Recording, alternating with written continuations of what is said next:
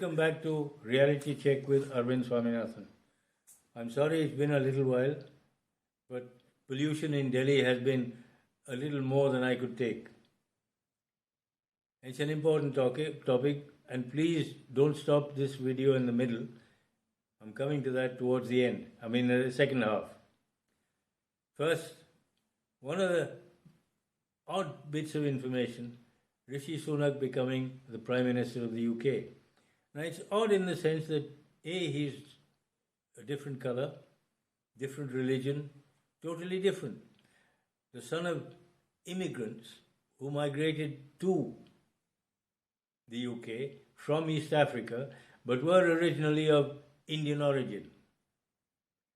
So he can be claimed by, say, India or Pakistan or Kenya.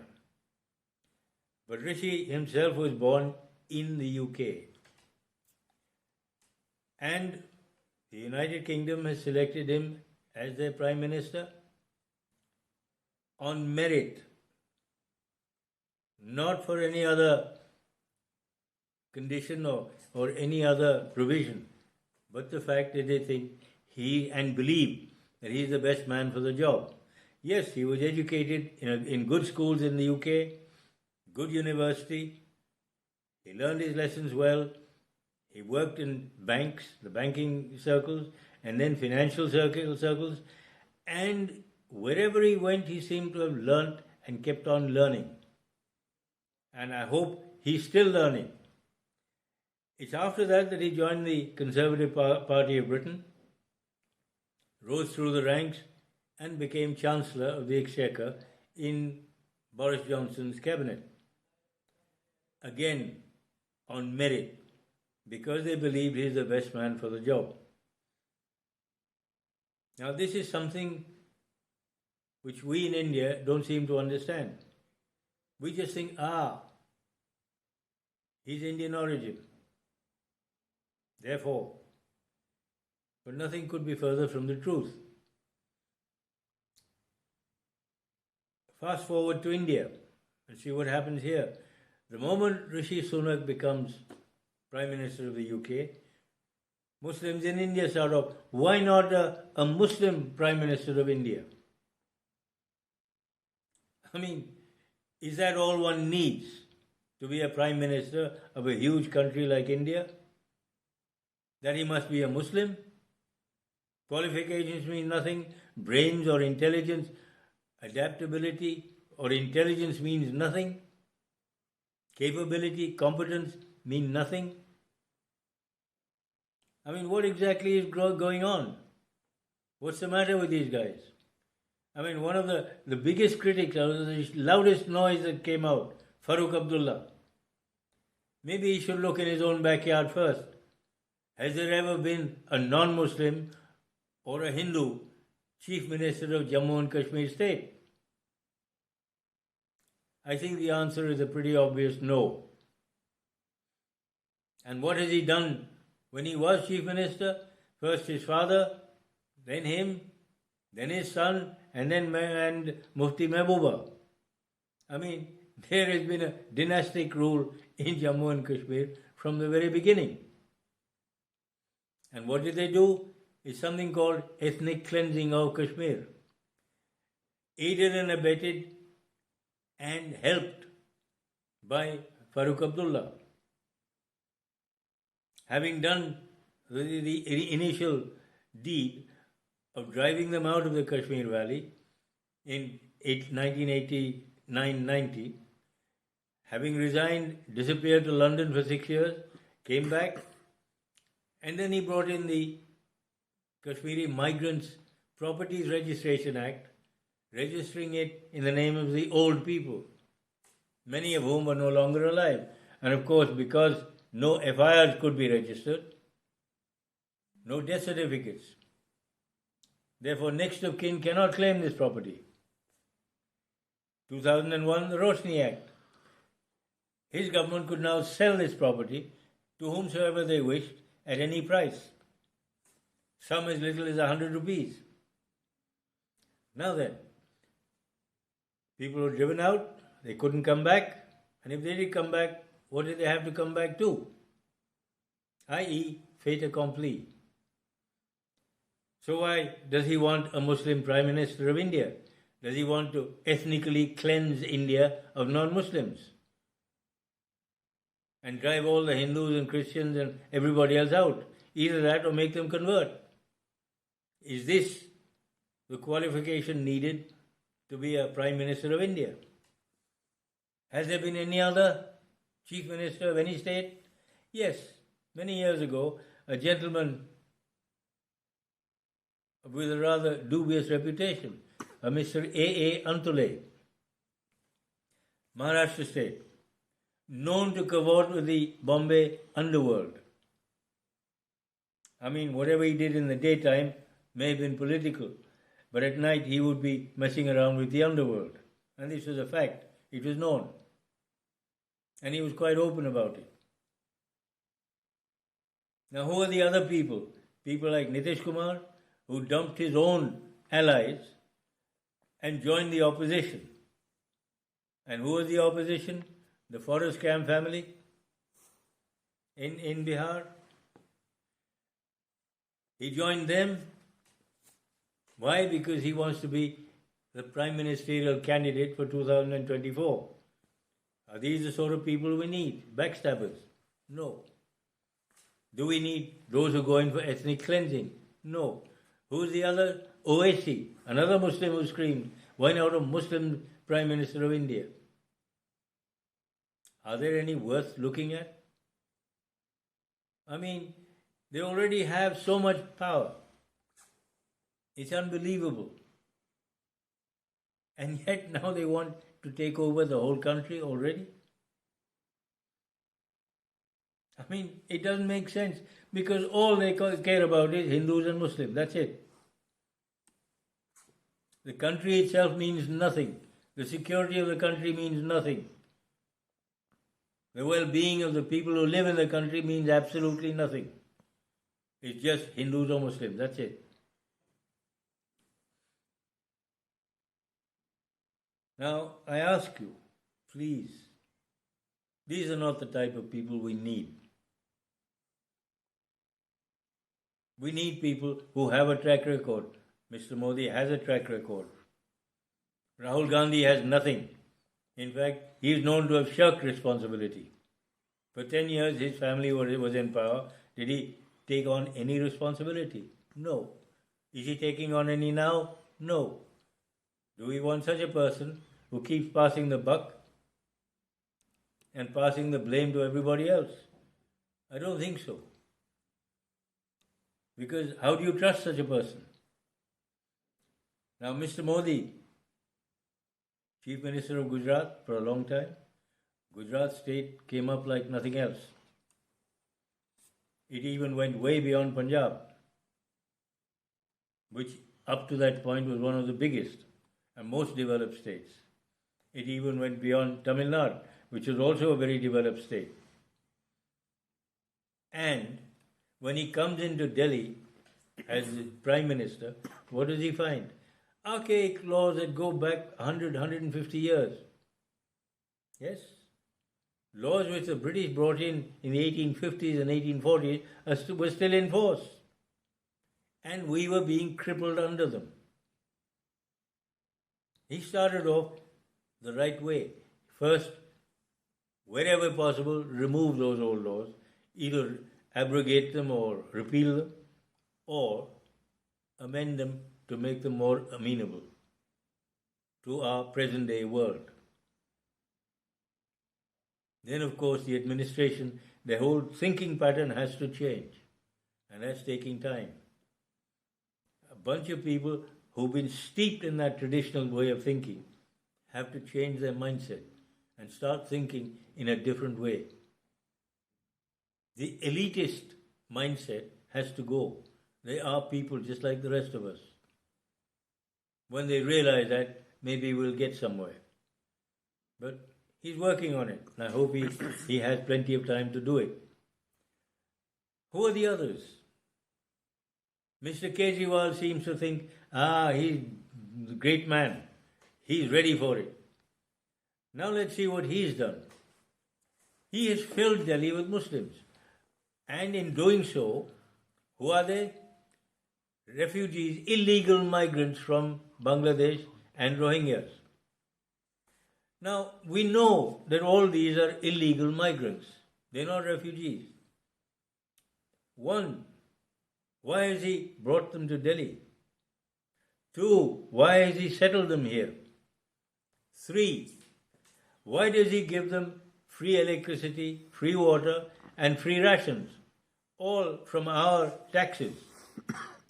Now, I object to that very strongly.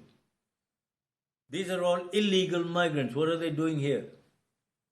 Two, and this is important, by bringing them here, he has aided and abetted a criminal act bringing illegal migrants here. That makes him punishable under law. So why is he not being punished instead of being allowed to move around freely and waste our, meaning my taxpayer money, on his hoardings and propaganda trying to push himself? I mean, every year he spends thousands of crores on this, our taxpayer money. I've already mentioned this great liquor scam in one of my earlier videos. Please go back to that, have a look and see what is the income coming in from the sale of liquor. Almost nothing. Until there was a probe ordered. The moment the probe was ordered, this new law of his, which gave everything to manufacturers, from whom he took back 80% of the profit, or so we're told, the old laws came back and the government started getting that revenue again. But for 6 months, nothing. Then, what is captured our imagination in a very negative sort of way? Every year this happens. The smog in Delhi, which is the smoke which we get from the stubble burning from Punjab and Haryana and one or two other states. Now the volume of this is huge. Punjab farmers don't seem to understand something. All they think about is money. You see, there's no idea about crop rotations. It's always monocrops. Two, by burning the stubble, what are they doing? There's no organic material going back into the soil. And if that doesn't go back in about 50 to 60 years, added to what's already been done, what will happen? Punjab will end up being a desert, like the Middle Eastern countries of Syria and Iraq, and possibly Rajasthan. Now, do we want that? No. Now, last year, admittedly at the request of Mr. Kejriwal, one of the institutes in and around Delhi came out with a chemical which they sprayed on stubble, which converted this into fertilizer. It was cheap, easy to put on, and no smoke, therefore no aerial pollution. But he refused to do it in Punjab, even though Punjab is now ruled by his party. And he keeps saying, and his Punjab chief minister keeps saying, the centre must do it. Why? Agriculture is a state subject. So why should the centre do anything? And it seems very apparent, and some people are actually saying it now, that Kejriwal seems to say that, well, if you make me Prime Minister, I will solve this problem. The problem is solvable immediately. There are so many companies in Punjab itself who will take this stubble and convert it either into fuel for their factories or into cattle feed and things like this. Yes, in India, straw is used as cattle feed. Hay is not very much heard of because I don't think people ever use hay. It's usually straw or chaff. Now, these are things that the agriculture ministry should have been teaching them. I'm talking about farmers. But no, nothing. Now, this particular way and the machinery which they have acquired to deal with this problem, which according to the powers that be, they claim that it is cheap, it is very usable, it does the job, and there is no smoke. It is so cheap that the whole of Punjab, it would cost no more than 80 to 85 lakhs. That's 8.5 million rupees. That's it. To cover the whole of Punjab state, and there'd be no fires. Why is it not being implemented? I mean, surely this is one of the things which Kejriwal kept talking about last year, and he's talking about this year. But all of a sudden, when the smoke comes and chokes Delhi, he's silent on the subject. Why? Now, do we want such a blackmailer or such a... Well, I'll have to call it, I use that word, blackmail. It is blackmailing the whole country in the sense that if you make him Prime Minister, he will solve it. Otherwise, let Delhi choke. That seems to be his way of looking at life, our lives. Now, are these the sort of people you want as Prime Minister of India? I don't think so. If you do, please leave India. We don't need you here. We would like people here who think about India, not about themselves. And so far, Modi, since 1947, is probably the only Prime Minister to also... wait a minute. Lal Bahadur Shastri was another like him. But unfortunately, he only lasted 2.5 years. Modi's had one term, he's through into his second term. I hope he gets the third one. Because whatever things, all the evils that have been going on in this country needs time. 75 years of not ill management or bad management have ruined the whole administration in this country. This has to be sorted out. And it can't be done overnight, unfortunately. Because the opposition keeps coming in with stupid ideas, and all they know is how to disrupt and ensure nothing works. If Modi comes out with one good idea, there are 10 of those opposition parties who are out to stymie it and stop it. Not because there's anything wrong with what Mr. Modi says, but because they think it is their job to oppose anything that comes out from the government. I mean, these are the sort of people you don't want even as opposition members, let alone leaders. And yet, these are the ones who want to be Prime Minister.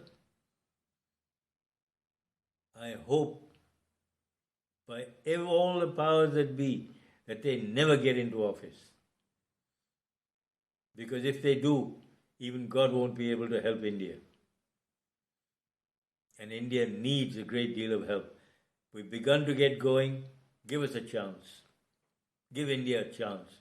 Keep these monsters out. Because we don't really need such people. We need more people like Modi, people with a track record who understand.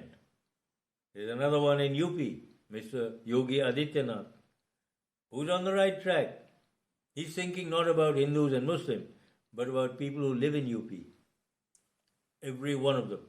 As he said before, you stay within the legal framework, I'm with you. You step out and you'll know what illegal procedures will get you. You misbehave, I'll throw the book at you. 2, 3, 10 times if you like. You behave yourself, we get along fine. I mean, this has to be the sort of understanding. Unlike most of your previous so-called leadership and your opposition people who seem to think it's their birthright to do whatever they feel like, legal or especially illegal, and be allowed to get away with it. I mean, that's not the way I think this country should be run. And I'm pretty certain you also will agree with that. Well, folks, as regards who should be, depending on religion and caste and so on, I think we have to rise above all that. We've had 75 years of that. It's time to put an end to it and move on. And start looking at the one thing we have neglected throughout those 75 years, not just neglected, we've actually removed it from our vocabulary. I mean, we don't even think about it. Something known as merit. I mean, we have so many reservations. Reservations for Muslims, reservations for minorities, reservations for scheduled castes, scheduled tribes. You realize there are only 26% of jobs and opportunities meant for people who are competent, or people who know what they're doing, or merit. Where does that leave? Where does that leave us? 74% of people we know in most of these jobs are totally incompetent. What are they doing there? And every time you put one more of them in, it encourages others not to learn. Why will they learn when they get it sitting home doing nothing? The incentive is there to stay illiterate, to stay stupid. You'll still get that job. Why? Because you belong to a certain community. Don't you think it's about time after 75 years to move on from there and start increasing the quota for merit? And merit should be the only thing, because if you drive them out, yes, 2/3 or a large number of multinational companies are headed by NRIs or former Indians who learned their trade here. And Modi is the first of our prime ministers who's ever said to Indians, show me what you can do here, not in Silicon Valley. Which other prime minister has said this? Nobody. Which other person has started this drive? Make in India. Nobody. Now this is giving Indians a chance to do something here for India, by Indians, rather than making them go abroad and do something for the US or the UK or European countries. It doesn't help India. Especially when you see that all of them were trained in India. The IITs and IIMs in India were set up, it seemed, not to help India, but as a training ground for US, because that's where most of them used to go. There was nothing here for them. At last, some impetus is being given to helping them to stay here and do things for India. Now, when a person does that, why do you want to throw him out? He's giving you the one opportunity possible to stay here and do something here. It is a lot cheaper for us also, rather than a person going abroad and learning and then staying there. That doesn't help us. Or even if he stays and comes back, what will he find? Nothing. So, please, for heaven's sake, when it comes to Prime Minister and Chief Ministers of any state, choose wisely. Choose the people who will do something for your state or for your country. Not because he's my caste or he's my religion or something who happens to be a friend of mine. That's not the criterion. Try merit for a change. Merit. Please remember that word. Put it into your psyche. Remember it and understand it. And bring that to the fore. Thank you, folks. I hope I've managed to get my message across. If you like it, please subscribe. Pass it on to your groups, your friends, your relatives. Ask them to pass it on to their other groups. Because the more people that see this one, just like my earlier one about the Islamic Republic of India, that is also a very important one. I mean, how certain parties I think it was the Congress who brought it in, Narasimha Rao's government in 1995. I'm talking about the Waqf Board Act, which nobody seemed to know anything about until now. Anyway, please pass this on to others. Subscribe if you like it and so on. But please don't stop it halfway. See the whole video. Thank you, folks. Ciao.